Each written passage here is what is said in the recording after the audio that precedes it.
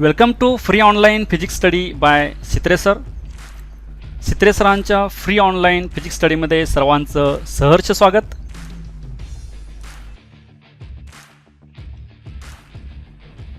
In this session we will study HSC 12th Physics Chapter 15 Structure of Atoms and Nuclei Part 3.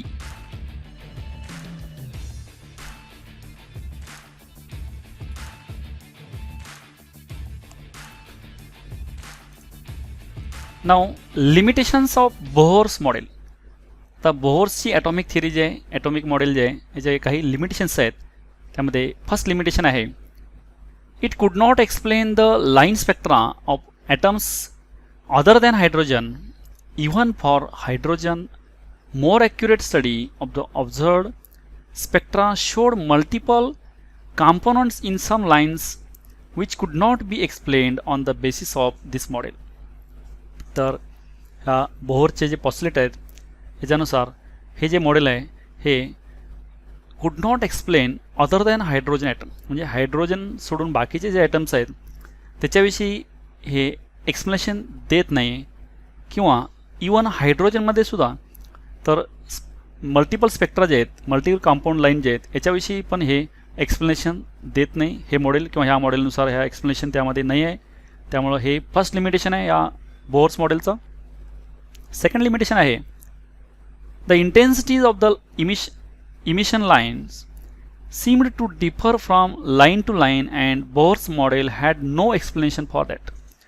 आता emit झालेल्या line जे आहेत hydrogen स्पेक्ट्रममधल्या त्या वेगवेगळ्या लाईनची इंटेन्सिटी वेगवेगळी आहे, पण ही इंटेन्सिटी वेगवेगळी काय आहे याचं पण एक्सप्लेनेशन या बोहरच्या थेरीला देता आलेलं नाही, हे पण याचं लिमिटेशन आहे. थर्ड आहे, on theoretical side also the model was not entirely satisfactory as it arbitrarily assumed orbits following a particular conditions to be stable. There was no theoretical basis for that assumptions. तर हा orbit जे आहेत ह्या थेरीनुसार orbit जे stable आहेत ह्या stable ऑर्बिटला जे काही कन्सिडर केलं त्याला थेरॉटिकल बेसिस नाही आहे, हे पण याचे लिमिटेशन्स आहेत. ही 3 लिमिटेशन्स आहेत या बोहरच्या ॲटॉमिक मॉडेलची किंवा थेरीची.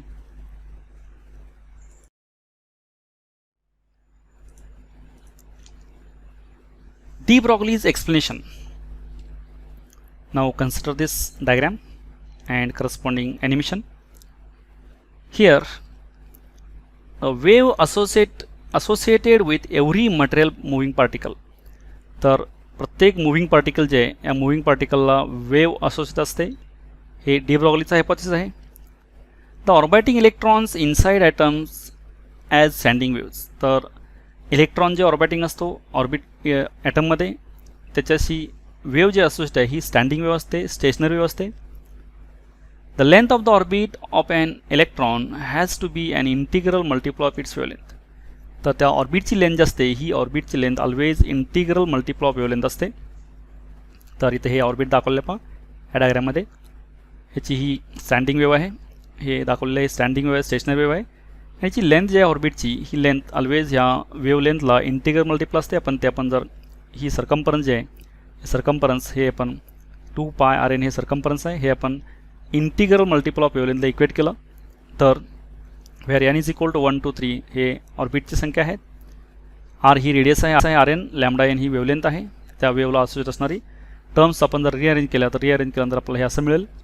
Lambda n equal to 2πrn by n. n is the number of orbits, rn is the radius of nth orbit, and lambda n is the wavelength associated with that wave. He wavelength आपल्याला associate मिळाली. तर बघा इथे हे electron असा revolving आहे, या revolving इलेक्ट्रॉनला wave associate आहे. ही वेव जी आहे ही वेव ऑलवेज ह्या सरकम्फरन्स जे आहे या सरकम्फरन्सला इंटिग्रल मल्टिपल ऑफ वेवलेंथ असते. सरकम्फरन्स पूर्ण जे आहे हे ऑर्बिट आपण हे एक फर्स्ट ऑर्बिट घेतलेलं आहे. हे समजा 1 2 3 4 वेव आहेत ह्यामध्ये ह्या ह्याला असोसिएट. तर नेक्स्ट ऑर्बिटला ज्यावेळी हा इलेक्ट्रॉन पुढच्या ऑर्बिटमध्ये रिव्हॉल्व होईल त्यावेळी त्याला वेगळ्या वेव असतात आणि ती पण इंटिग्रल मल्टिपल असते. उदाहरण बघा, हे वेव पुढचं ऑर्बिट वाढले आहे त्यावेळी ही वेव एक्स्ट्रा वाढलेली आहे. समजा 1 2 3 4 5 वेव आले तिथं, अगोदर 4 होत्या इथं 5 झाले आहेत. असे इंटिग्रल असतात, म्हणजे 1 2 3 4 असं असतात. 1.5 2.5 असे वगैरे हे फ्रॅक्शनमध्ये नसतं. ऑलवेज हे इंटिग्रल मल्टिपल ऑफ वेवलेंथ असतात ह्या वेव्ज.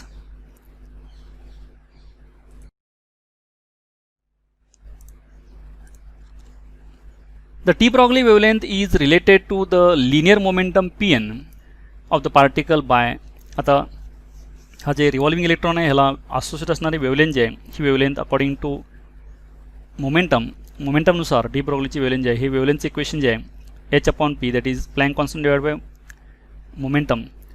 तर h ॲज इट इज आहे momentum upon mass into velocity हे लॅम्बडाचं इक्वेशन आहे.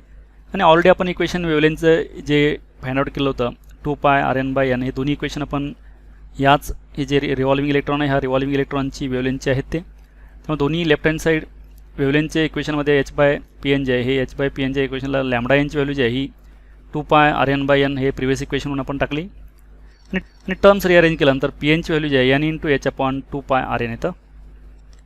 नाव thus the angular momentum of the electron in nth orbit Ln can be written as, आता आपण अँग्युलर मोमेंटम जे आहे हे अँग्युलर मोमेंटम आपण असं लिहू शकतो लिनियर मोमेंटम इंटू डिस्टन्स. हे n suffix indicates for nth orbit. हे nth ऑर्बिटसाठी आपण घेतलं आहे, कोणताही ऑर्बिट असेल n नंबरचं ऑर्बिट. तर pn ची व्हॅल्यू आपण पुट केली nh/2πRN इथं आहे pn आणि RN as it is. Now this RN gets cancel, remaining terms n × h/2π. This is a angular momentum of the electron in nth orbit. nth नंबरच्या ऑर्बिटमध्ये electron जे revolving होतो त्या revolving इलेक्ट्रॉनचं angular momentum जे आहे हे angular momentum इतकं आलेलं आहे. आणि हे अँग्युलर मोमेंटम n × h/2π हे बोहरचं जे आहे बोहरचं सेकंड पॉस्युलेट आहे. बोहरचं सेकंड पॉस्युलेट इथं प्रूव्ह झालेलं आहे. ह्या डी ब्रॉग्लीच्या हायपोथेसिसवरून आपण हे बोहरचं सेकंड पॉस्युलेट प्रूव्ह केलेलं आहे. Angular momentum is integral multiple of h/2π. Electron particular ऑर्बिटमध्ये फिरतो ज्यांचं अँग्युलर मोमेंटम हे इंटिग्रल मल्टिपल ऑफ h/2π आहे त्याच ऑर्बिटमध्ये फिरतो. उदाहरणार्थ पहिला ऑर्बिट असेल L1 तर यांची व्हॅल्यू 1 टाकायची, त्या ऑर्बिटमध्ये फिरेल. दुसरा ऑर्बिट आहे L2 तर हे n = 2 टाकायचं, n झाल्यानंतर तेवढ्या एनर्जीच्या ऑर्बिटमध्ये तो इलेक्ट्रॉन फिरेल. असे हे डिस्क्रीट ऑर्बिट आहेत. आणि हे आपण सेकंड पॉस्युलेट जे आहे हे सेकंड पॉस्युलेट आपण डी ब्रॉग्लीच्या हायपोथेसिसवरून इथं प्रूव्ह केलेलं आहे. Which is the second postulate of the Bohr's atomic model. हे बोहर्स ॲटॉमिक मॉडेलचं सेकंड पॉस्युलेट आहे. Next one is atomic nucleus. त्यामध्ये फर्स्ट आहे कन्स्टिट्युएंट ऑफ न्यूक्लियस. आता न्यूक्लियस जे आहे न्यूक्लियसविषयी आपण यामध्ये अधिक माहिती पाहणार आहोत. The atomic nucleus is made up of protons and neutrons together called nucleons. आता ॲटम्समधला जे न्यूक्लियस आहे हे न्यूक्लियस जे आहे हा प्रोटॉन्स आणि न्यूट्रॉन्सपासून बनलेला असतो. आणि प्रोटॉन्स आणि न्यूट्रॉन्सना टुगेदर न्यूक्लियन्स म्हणायचं. न्यूक्लियन्स म्हणजे the particles which are present inside the nucleus called a nucleons. Protons as well as neutrons are nucleons. Mass of the proton is about 1836 times that of the electron. तर प्रोटॉनचं मास हे very very large आहे. 1836 पट हे प्रोटॉनचं मास इलेक्ट्रॉनपेक्षा असतं जास्त. Mass of the neutron is nearly same as that of the proton but is slightly higher. आता न्यूट्रॉनचं मास जे आहे हे प्रोटॉनच्या मासपेक्षा हे प्रोटॉनचं नियर अबाउट सेम असतं पण स्लाइटली हायर असतं. न्यूट्रॉनचं मास जे आहे नियरली सेम असतं पण प्रोटॉनचं जे आहे प्रोटॉनचं मास हे स्लाइटली हायर असतं न्यूट्रॉनपेक्षा. The proton is positively charge particle. प्रोटॉनवरती पॉझिटिव्ह चार्ज असतो. The magnitude of its charge is equal to the magnitude of charge of electron.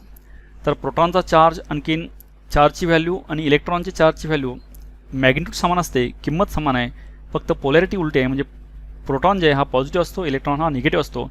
पण दोघांची व्हॅल्यू मात्र 1.6 × 10⁻⁻19 कुलम ही मॅग्निट्यूड मात्र सेम आहे, व्हॅल्यू सेम आहे. The neutron is electrically neutral. न्यूट्रॉनवरती कोणताही चार्ज नसतो, तो इलेक्ट्रिकली न्यूट्रल आहे. The number of protons in an atom is called atomic number and is denoted by Z. तर नंबर ऑफ प्रोटॉन जे आहेत प्रोटॉनची संख्या म्हणजेच हा ॲटॉमिक नंबर असतो आणि तो आपण झेडनं दाखवतो. न्यूक्लियसमध्ये जेवढे प्रोटॉन्स असतात तो म्हणजेच ॲटॉमिक नंबर असतो आणि त्याला आपण झेडनं डिनोट करतो. The number of electrons in an atom is also equal to Z. तर न्यूट्रॉनची पण संख्या Z इतकी असते, म्हणजे प्रोटॉनची संख्या आणि न्यूट्रॉनची संख्या समान असते. त्यामुळं Z हा प्रोटॉनची संख्या पण दाखवतो, न्यूट्रॉनची संख्या इलेक्ट्रॉनची संख्या पण दाखवतो. Thus the total positive and total negative charge in an atom are equal in magnitude and the atom as a whole is electrical neutral. म्हणून न्यूक्लियसमध्ये जेवढे पॉझिटिव्ह चार्ज आहेत तेवढेच सराउंडिंगला इलेक्ट्रॉन रिव्हॉल्विंग होतात, त्यामुळे जेवढे पॉझिटिव्ह चार्ज आहेत तेवढे निगेटिव्ह चार्ज, त्यामुळे आपण atom as a whole neutral consider करतो. ॲटम ॲज अ होल संपूर्ण ॲटम जे आहे हा संपूर्ण ॲटम न्यूट्रल आपल्याला दिसतो, कारण जेवढे पॉझिटिव्ह आहेत तेवढे निगेटिव्ह आहेत, एकमेकाला ते कॅन्सल झाल्यानंतर टोटल एंटायर ॲटमवरती चार्ज आपल्याला न्यूट्रल दिसतो. आता यामध्ये आपण हे थोडं ॲनिमेशनच्या सहाय्यानं पाहायचं आहे. The number of neutrons in a nucleus is return as N. आता न्यूक्लियसमधले न्यूट्रॉनची संख्या जे आपण यांना दाखवतो, हे आपण आता ॲनिमेशन आहे ना पहा. यामध्ये ॲटम आहे, ह्यामध्ये हा प्रोटॉन आहे पॉझिटिव्ह चार्ज, न्यूट्रॉन हा न्यूट्रल आहे नो चार्ज, इलेक्ट्रॉन हा मायनस चार्ज आहे हा. त्यानंतर हे न्यूक्लियस आहे, त्यामध्ये इलेक्ट्रॉन्स हे सराउंडिंगला असे रिव्हॉल्व होतात ह्या न्यूक्लियसच्या सराउंडिंगला.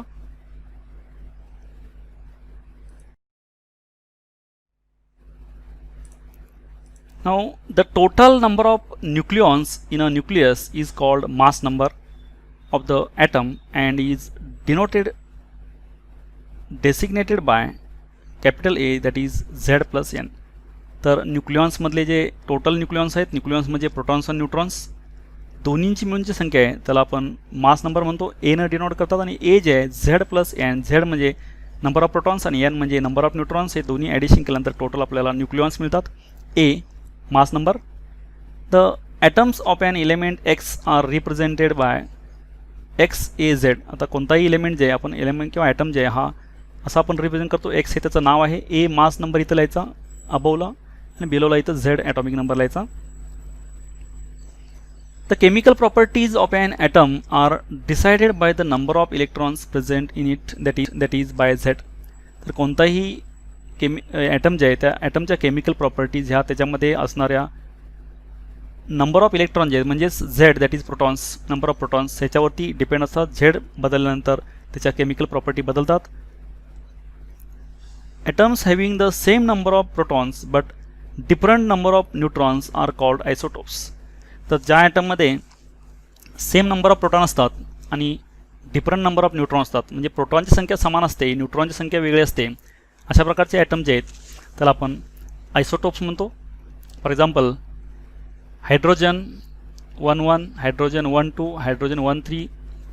दस deuterium and tritium are isotopes of hydrogen. आता हे हायड्रोजन जे आहे यामध्ये बघा झेड सेमच आहे, यामध्ये ॲटॉमिक नंबर जे आहे हा प्रोटॉनची संख्या दाखवतो तो सेम आहे, पण न्यूट्रॉन वेगळे आहेत, त्यामुळे न्यूट्रॉनची संख्या जी आहे यामध्ये एन. आपण इथं न्यूट्रॉन संख्या इथं बघा हे इक्वेशन आहे, A equal to Z plus N that is N equal to A minus Z. A मधनं झेड वजा केल्यानंतर न्यूट्रॉन संख्या मिळते, म्हणजे 2 - 1 इथं 1 न्यूट्रॉन आहे, 3 - 1 2 न्यूट्रॉन आहेत. न्यूट्रॉन वेगळे आहेत, प्रोटॉन सेम आहेत, याला आयसोटोप म्हणायचं.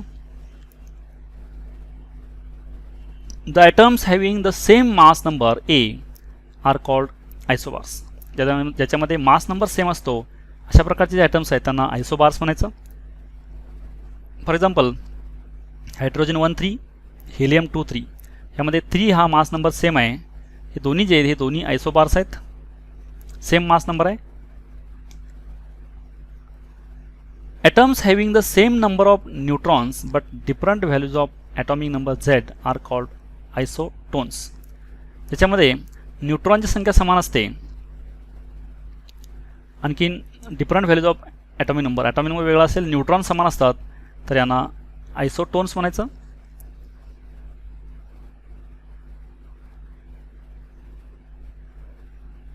For example hydrogen 1,3, helium 2,4 are isotones. आता यामध्ये न्यूट्रॉनची संख्या जी आहे आपण हे A minus Z that is 3 - 1 2 येतं, आणखी इथं 4 - 2 2 येतं, म्हणजे दोन्हीमध्ये एन न्यूट्रॉन जे 2 न्यूट्रॉन आहेत, न्यूट्रॉनची संख्या समान आहे ह्याच्यामध्ये, म्हणून हे आयसोटोन्स आहेत.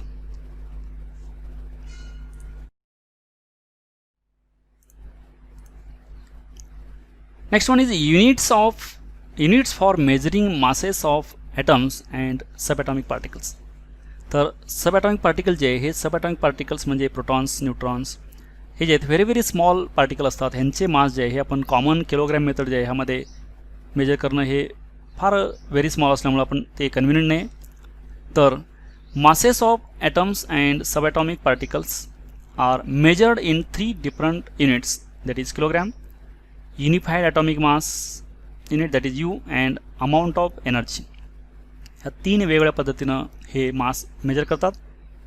त्याच्यामध्ये unified atomic mass unit is equal to 1/12 of the mass of the neutral carbon atom having atomic number 12 in its lowest electronic state. तर 1U जे ॲटॉमिक मास युनिट जे 1U म्हणजे 1/12 पार्ट ऑफ द हा neutral जे carbon आहे carbon 12.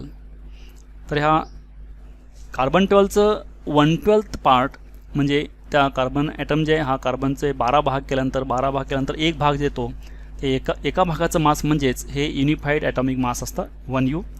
आणि हे 1U जे हे किलोग्राममध्ये आपण जर पाहिलं तर 1U म्हणजेच 1.660540 इंटू 10⁻⁻27 किलोग्रॅम म्हणजे 1U इतकं एवढं किलोग्राम असतं.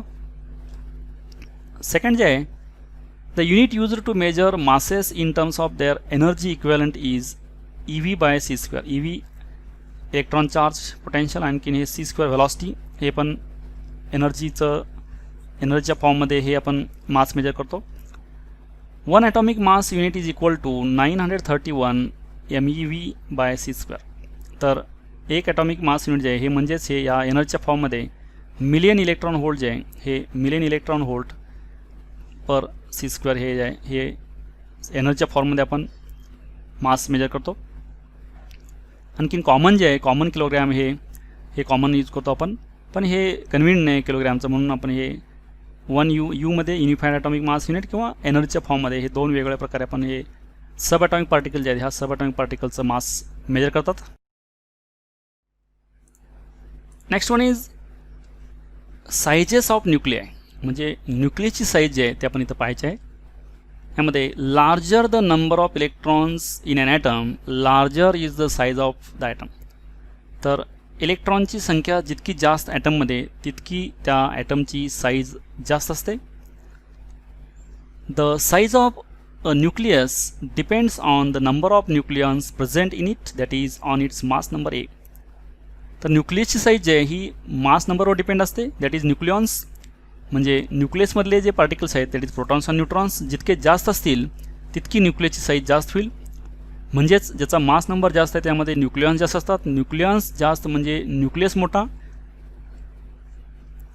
The radius RX of a nucleus X is related to A as. आता आपण एखाद्या न्यूक्लियसची रेडियस आपण जर RX घेतली आणि त्याचा जर मास नंबर जे आहे हा A घेतला, ह्या Aशी त्याची रेडियस जे आहे अशामध्ये रिलेशन असतं ते RX इक्वल टू R0 किंवा R0 A⁻⁴ A हा मास नंबर आहे.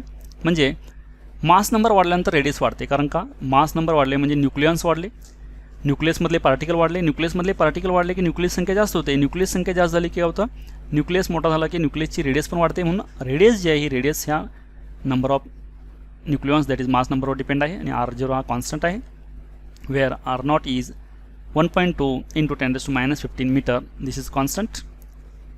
The density is then given by, आता डेन्सिटी ऑफ न्यूक्लियस जे आहे हे डेन्सिटीचं इक्वेशन जे आहे मास अपॉन व्हॉल्यूम ही डेन्सिटी आहे. पण संपूर्ण न्यूक्लियसचं मास जे आहे हे न्यूक्लियसचं mass divide by volume of nucleus. तर संपूर्ण न्यूक्लियसचं मास आपण एका न्यूक्लियॉनचं मास घेतलं M आणि न्यूक्लियॉन्स किती संख्या असते A एवढी संख्या असते, that is mass number. Mass number हे न्यूक्लियॉन्स नंबर ऑफ न्यूक्लियॉन्स आहेत म्हणजे प्रोटॉन्स आणि न्यूट्रॉन्स त्यांची संख्या A इतकी आहे आणि एका प्रोटॉन आणि न्यूट्रॉनचे मास जे आहे M घेतलं तर M × A हे न्यूक्लियसचं मास झालं divide by volume that is density. मग व्हॉल्यूम जे आहे हे न्यूक्लियसचा शेप हा स्पेरिकल असतो, स्पेरिकल शेप असल्यामुळे स्पियरचं व्हॉल्यूम जे आहे 4/3 πr³ येतो आणि हे रिव्हर्स मल्टिप्लाय केल्यानंतर 3 वरती केलं 3ma/4πRX². Now rearranging terms this RX we know here like this, putting value of RX 4π as it is, R0 into A, and this is RX² and here this is 1/3, putting value of RX and here A gets cancelled and 3m/4π R0, this is constant, this is the density and density of nucleus is always constant and this density is 2.3 into 10⁻⁻17 kilogram per meter cube is the average mass of the nucleon. तर प्रत्येक मासचं nucleon जे average हे density इतकी आहे, म्हणजे प्रत्येक metre क्यूबला 1 metre cube आपण जर घेतलं 1 metre cube 1 metre length 1 metre breadth आणि 1 मीटर हाईट एवढा जर बॉक्स घेतला तर त्यामध्ये हे 2, 3 याच्यावरती जवळपास 16 शून्य द्यायच्या, म्हणजे 2, 3, 0, 0, 0, 0 असे 16 शून्य द्यायच्या. एवढं किलोग्रॅम, इतकं किलोग्रॅम एका मीटर क्यूबला मास असतं. हे very very density is very very high. Thus, the density of a nucleus does not depends on the atomic number of the nucleus and is the same for all nuclei. प्रत्येक न्यूक्लियसची density ही त्याच्या atomic नंबरवर depend नाही आहे, त्यामुळं प्रत्येक न्यूक्लियसची density ही constant आहे.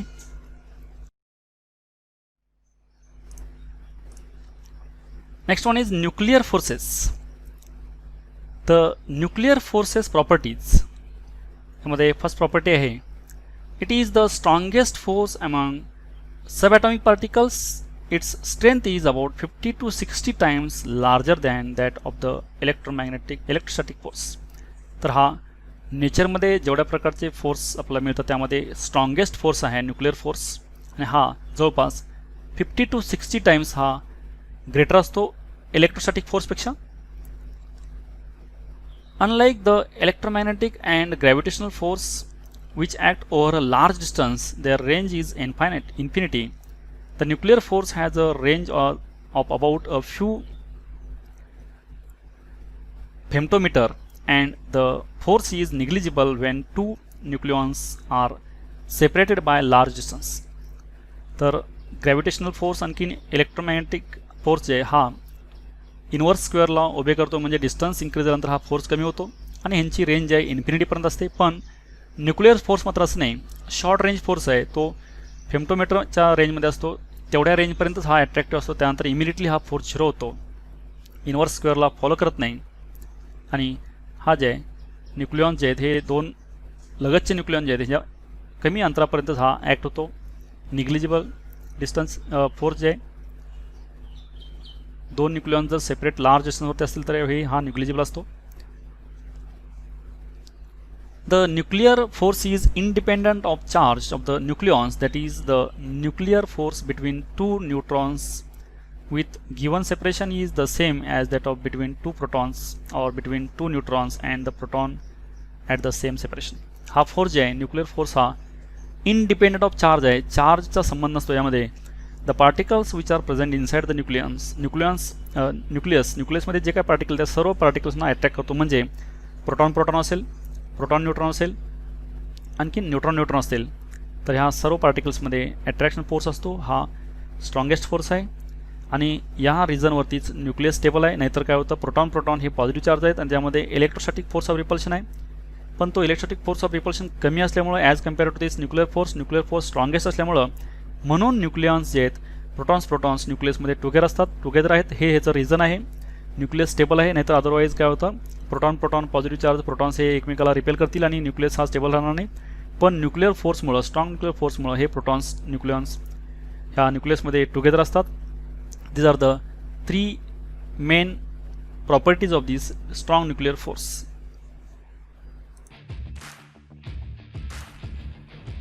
Thank you for watching this video. Keep watching videos, and for other videos see description box of this video, and don't forget to subscribe,